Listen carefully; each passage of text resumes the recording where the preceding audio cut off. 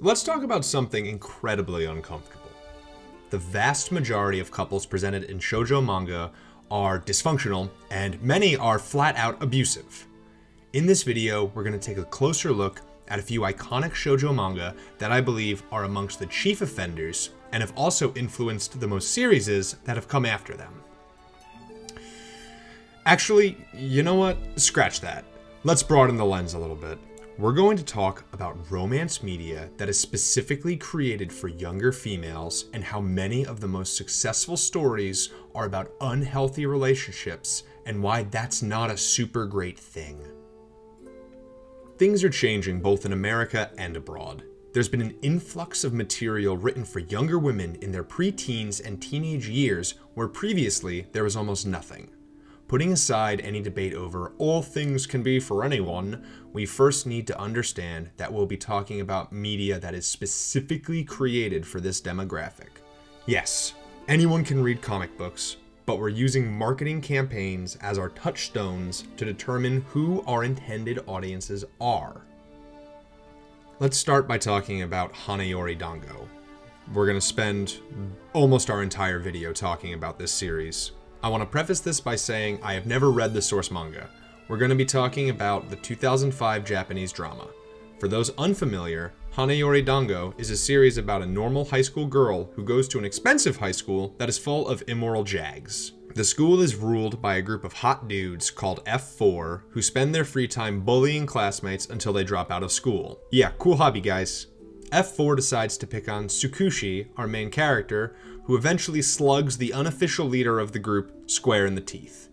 If this is where the story ended, it would have been a very nice, very positive short story, or OVA, about not taking any guff from a literal psychopath. But it doesn't end there.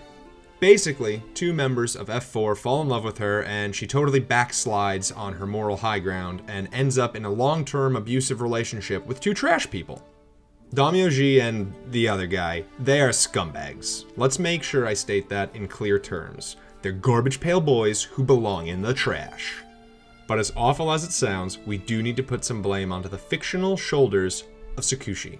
She embodies the age-old archetype of girl who is trying to change the bad boy into a good boy. She knows better, she can do better, and yet she stays and is presented in a way that makes her seem strong for being abused. And that's nuts! You should not be being abused. You should not stay with an abusive person. This is not romance. It might get tagged online as genre romance, but it sure ain't. Wolf Girl and Black Prince has a lot of abuse like this. It's a highly emotionally draining series about a hot dude treating another human being like trash. There's a lot of series that feature full-on sexual assault played for laughs, like in Blackbird or in Rosario Vampire. It's gross to normalize sexual assault. It's not okay. The same thing happens when a series presents an even worse person than the love interest. They're monsters, but the sociopathic love interest protects the main character, so that makes the love interest good. Except for no, it doesn't. So here's a trick of the English language that I see confuse a lot of people in real life and online. Good and better, bad and worse. You can be better than something without actually being good. Without branching into absurd hyperbole, here's an example. The old Fantastic Four movie is better than the new Fantastic Four movie. Or, Damyoji forced a kiss on Tsukushi, which was better than if he tried to rape her. See, everything mentioned in these examples is still bad. Being above something on a sliding scale from bad to good does not mean that you are good. It means that you are better than the alternative. Just because the love interest protects the main character from a worse force does not mean that they are good. It means that they are better than the worse option.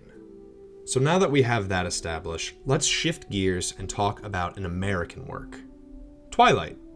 I know it's been beaten to death, and it's something that is really hip and cool to hate on, but even so long after its release, it's still a popular piece of fiction. Now, I read all of the Twilight books while they were coming out, and the whole series never really sat right with me. And thankfully it was, cool and in to make fun of Twilight even if you never read it, so at least I got to talk about my legitimate gripes of the story with people who wanted to listen just because they hated Twilight. Edward is insanely abusive to Bella, and Bella herself is a troublesome role model because of how she's written. She's got a real nasty habit for getting a murder boner. She always wants what people tell her that she should not go for, and she is so passive and down on herself that she'd not only have to fight back against Edward, but herself. She's a terrible role model. But we're talking about Edward. This guy gaslights so much that he might as well be from a poorly constructed steampunk world. He loves to isolate Bella from potential outside aid, he psychically stalks her, and he is violently possessive and jealous. He is better than the people that are actively trying to kill or harm Bella, but, like we mentioned before, that does not mean he is good. Here's the kicker though.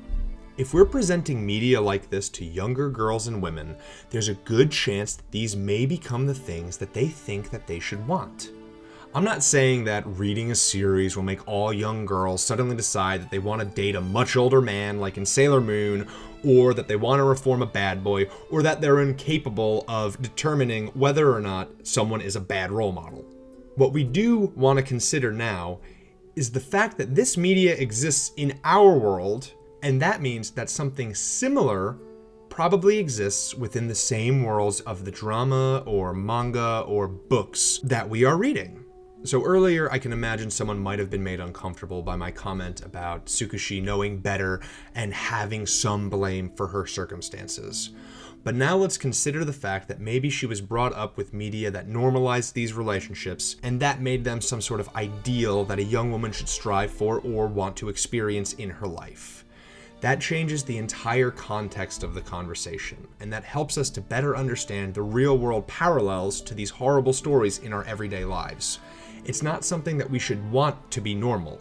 And when you look at the comment sections or discussion threads for books and media like this, you can actually see how weirdly normalized it has become. So my wife and her friend watched Hana Yori Dango for the first time many years ago.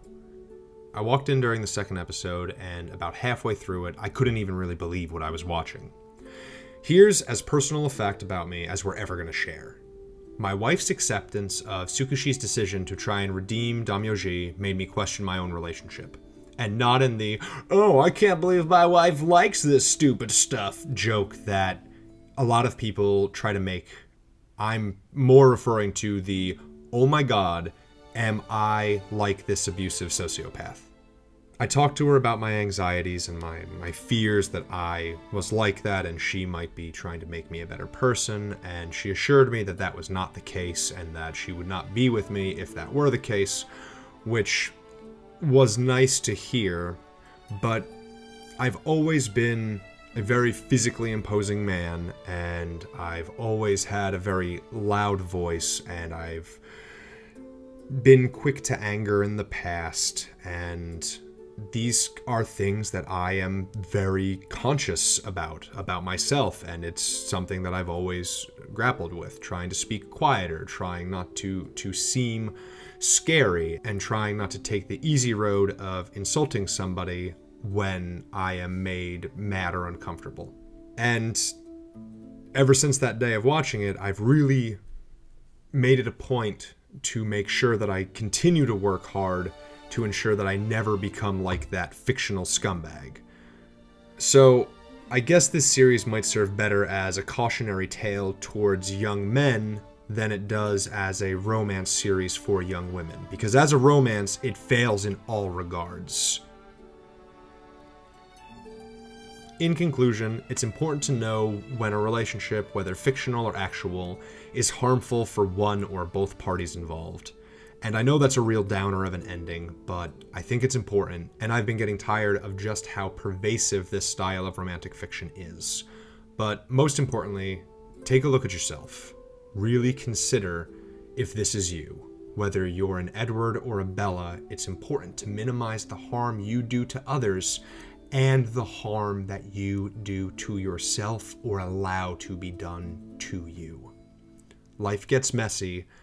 Don't be someone that makes it slip down the scale towards bad and make things worse. Don't be Dam Yoji. I know I'm working hard not to be like him.